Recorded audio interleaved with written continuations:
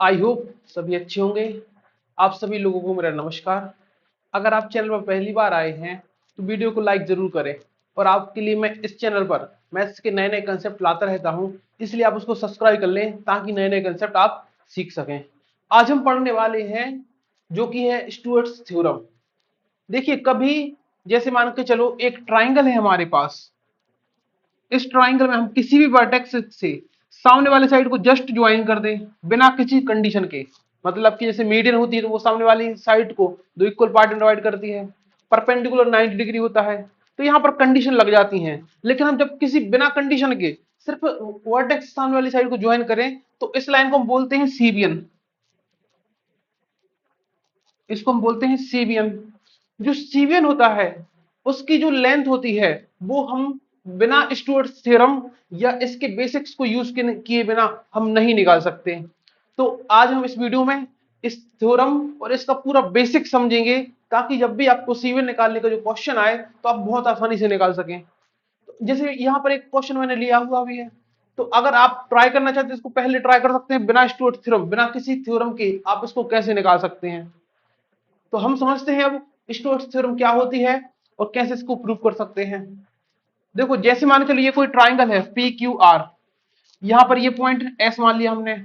ये साइड ए है, ये बी है और ये पूरी सी है। जो सीबियन है वो सामने वाली साइड को दो टुकड़े कर रही है। एक टुकड़ा एम है और एक टुकड़ा एन है। तो जो थ्योरम होती है उसके अकॉर्डिंग होता है इसका स्क्वायर, मतलब ए square into this this side, तो ये हो जाएगा एन प्लस इसका स्क्वायर इंटू ये वाला टुकड़ा एम इज इक्वल टू होता है यहां पर सी, सबसे पहले ये लेना है सी इंटू डी स्क्वायर, भाई इस वाले का स्क्वायर लेना है, प्लस एम इंटू एन। ये इसके इसकी इक्वेशन याद करने का तरीका है। पहले इसका स्क्वायर इंटू दिस, फिर इसका square into this is equal to C bracket में डी का square plus M into N. ये इसका तरीका याद करने का।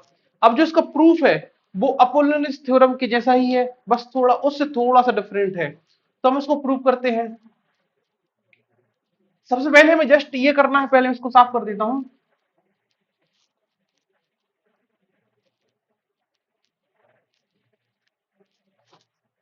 देखो, हम इसको मानते हैं कि ये एंगल हमारा थीटा है। अगर ये एंगल थीटा हो जाएगा तो ये जो बचा हुआ एंगल है ये 180 डिग्री माइनस थीटा हो जाएगा। ये बात आपको क्लियर है। जो मैंने ये फॉर्मूला क्वेश्चन रूल बताया था उसके अकॉर्डिंग क्या होता था कि जैसे मान के चलो यहाँ पर एक ट्राइंगल है और ये एंगल थीटा है, ये सामने वाली साइड एक्स, ये वाई और ये जेड है। तो जो ये सामने वाली साइड है थीटा की जस्ट, इसका स्क्वायर इज इक्वल टू होता था इसका स्क्वायर प्लस इसका स्क्वायर, मतलब Y square plus Z square minus two ये दोनों side Y into Z into cos theta. ये होता था इसका स्टेटमेंट, कोसाइन रूल बोलते हैं इसको हम। तो इसके अकॉर्डिंग अगर हम यहां पर कोसाइन रूल फिट करते हैं तो यहां पर क्या होगा, सबसे पहले हम इस ट्राइंगल में लगाते हैं। तो जस्ट ये जो ट्राइंग सॉरी थीटा, इसके जस्ट सामने वाली साइड का स्क्वायर, मतलब ए स्क्वायर इज इक्वल टू यहां पर इन दोनों का स्क्वायर करो, मतलब इसका स्क्वायर प्लस इसका स्क्वायर, तो D square plus M square minus two M into D, M into D cos theta. ये हो जाएगा। अगर हम दोनों साइड में देखो, याद रखना अगर इसका स्क्वायर निकाला है तो इसका मल्टीप्लाई करना पड़ेगा। तो हम दोनों साइड में एन का मल्टीप्लाई कर देते हैं। जैसे हम एन का मल्टीप्लाई करेंगे तो ये हो जाएगा a square n is equal to D square n plus M square n minus two m n यहां पे साथ में कर दिया डी कॉस थीटा। इसको दे दिया हमने इक्वेशन 1। अब हम यही प्रोसेस जस्ट इसमें करते हैं। तो इसमें क्या हो जाएगा भाई, B square is equal to D square plus N square, D square plus N square minus two N D cos 180 minus theta. और जो कॉस 180 माइनस थीटा होता है, 180 माइनस थीटा ये होता है माइनस का कॉस थीटा। ये क्या होता है, माइनस कॉस थीटा। तो जैसे यहां माइनस कॉस थीटा रखेंगे तो ये प्लस कर देगा। और साथ ही साथ हम क्या करते हैं, तो इसका इसको निकालना तो इसका मल्टीप्लाई करेंगे, तो दोनों साइड हम m का मल्टीप्लाई कर देंगे तो ये हो जाएगा B square M is equal to D square M plus N square M. यहां पर देखो ये माइनस कॉस थीटा हो जाएगा तो ये प्लस हो जाएगा। टू एम का मल्टीप्लाई भी क्या है तो M into N cos theta, ये हो जाएगा। इसको हम इक्वेशन 2 दे देंगे।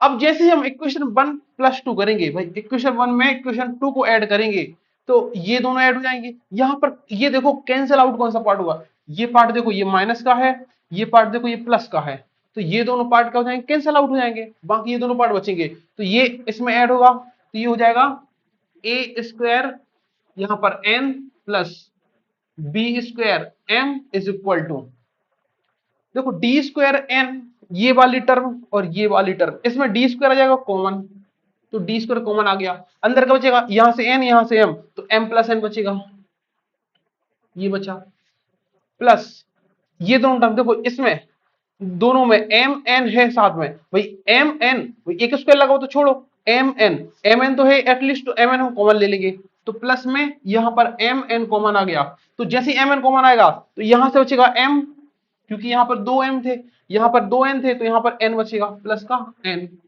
जस्ट अब देखो m n m plus n sorry m plus n ये कॉमन आ जाएगा, यहां पर हो जाएगा a square n plus B square M is equal to, m plus n common आ गया, एम प्लस एन ये कॉमन आ गया, अंदर क्या बचेगा भाई यहां से डी स्क्वायर बचेगा प्लस यहां पर एम एन बचेगा, और जो ये m प्लस एन है, ये m प्लस एन इन दोनों को ऐड करेंगे पूरी लाइन बन जाएगी, तो ये क्या बन जाएगा c बन जाएगा, तो इसकी जगह हम क्या लिख देते हैं c लिख देते हैं। ये हमारी थ्योरम की इक्वेशन बन गई या स्टेटमेंट बन गया, ये हमारी स्टुअर्ट थ्योरम है।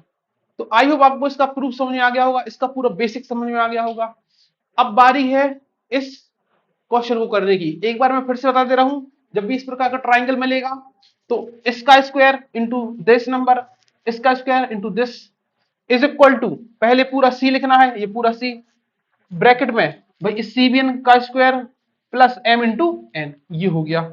अब जस्ट इस पर एक बेस्ड क्वेश्चन कर लेते हैं ताकि ये थ्योरम आपको पूरी तरीके से क्लियर हो जाए। तो मैं इसको साफ कर देता हूं, स्टेटमेंट को बचा रहने देता हूं। ये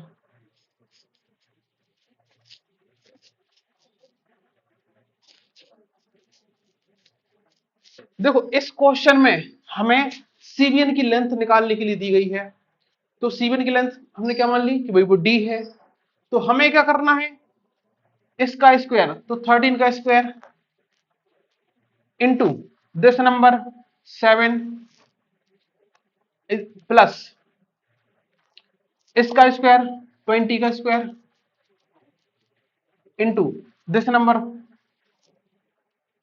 इज इक्वल टू, यहां पर क्या होता था सी, पहले हमारा सी आएगा, तो सी क्या होता है भाई ये दोनों को जो ऐड करने पर, तो 14 और 7 कितना हो जाएगा 21, 21, ये 21 हो जाएगा। ब्रैकेट में डी स्क्वायर, भाई डी के पता नहीं तो डी को डी ही लिखा रहने देंगे, D square plus M into N मतलब इन दोनों का मल्टीप्लाई, तो 14 सत्ते 98 होता है। अब यहां पर ये हो जाएगा 13 का स्क्वायर 169 इंटू 7, 7 से मल्टीप्लाई करेंगे तो देखो 16 सत्ते होता है 112, तो ये 120 हो जाएगा अगर प्लेस वैल्यू मल्टीप्लाई करें, ठीक है 9 7 63, 63 तो हो जाएगा 1183, 1183 प्लस ये 20 का स्क्वायर 400 और यहां पर ये 14, तो 14 चौको 56 होता है, तो 56 और 00 हो जाएगा is equal to 21 D square plus 98। अब इन दोनों को ऐड कर देते हैं 8 3, यहां पर 7 हो जाएगा 5 प्लस 1 6 हो जाएगा is equal to 21 D square plus 98।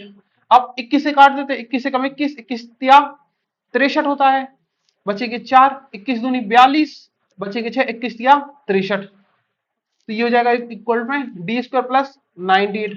अब 90 इस तरफ आएगा तो जो डी स्क्वायर है वो इज इक्वल टू हो जाएगा 328 माइनस 9 सॉरी 323 माइनस 98, ये 98 जब माइनस करेंगे तो 225 बचेगा यहाँ पर, क्योंकि 23 अगर 100 माइनस करते तो 223 बचता, दो कम माइनस किया 225 बचेगा, 225 और 225 इसको स्क्वायर को उस तरफ ले जाएंगे स्क्वायर रूट बन जाएगा D equal to under root 225, जो डी की वैल्यू है वो हो जाएगी 15। ये स्टुअर्ट थ्योरम से हमने क्या निकाली सीबीएन की लेंथ निकाली, तो इसका जो आंसर आएगा वो हो जाएगा 15। तो आई होप आपको समझ में आ गया होगी, जब भी C1 की लेंथ निकालने आएगी, इसके अलावा और किसी थ्योरम का ऑप्शन नहीं होता है जिसका यूज करके हम C1 की लेंथ निकाल सके। एकमात्र एक थ्योरम है जिसकी हेल्प से हम C1 की लेंथ निकालते हैं।